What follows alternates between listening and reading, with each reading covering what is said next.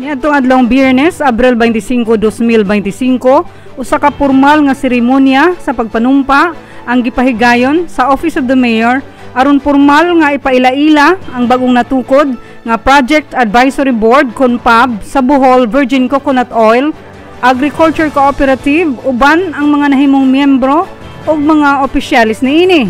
Ang maong kalihukan nagtigom ug nagdasig sa mga representante ug mga kaubanan sa kooperatiba ug asosasyon sa mga mag-uuma sa tibuok probinsya.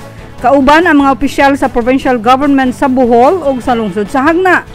Nangulo sa Project Advisory Board CONPAB sila si Karen Lihani Bahaw, Isip Presidente, Maria Rizel Cagas, Secretary, ug Mila Ladio, Treasurer.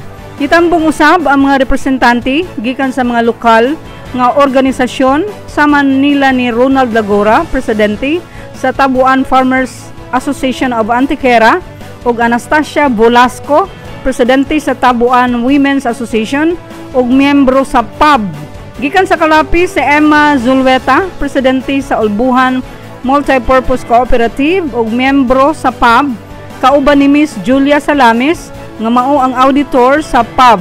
Mitambong usab si Mr. Francisco Mascardo Jr., Presidente sa Kabayugan Organic Farmers Association ug miyembro sa PAB usab. Ang seremonya sa pagpanumpa gipanguluhan ni Honorable Mayor Joseph Ranyola ug Honorable Vice Mayor Engineer Teofisto Pagao Jr. kinsa mipadayag sa ilang lig-on nga suporta sa mga inisyatibo sa kooperatiba ug mipasalig sa padayon nilang paningkamot alang sa kalambuan sa komunidad.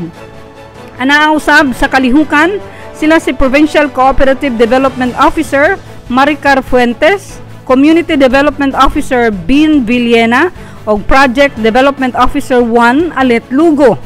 Nakita usab ang suporta sa distrito pinaagi sa presensya sa mga community empowerment ang development officers nga sila si Mr. Jewel Villas, District 1 of Antiquera ug Kalape ug Mr. Paul Raymond Boyles, District 3 of Hagna.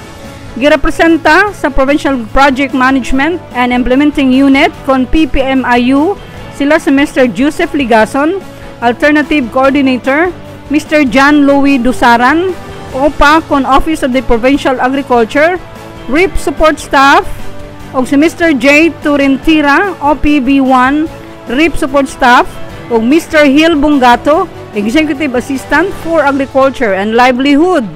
Ang maong kalihukan usa ka dakong milestone sa pagpalig-on sa pagpangulo sa mga kooperatiba ug agrikultura sa mga kabaryuhan sa Bohol.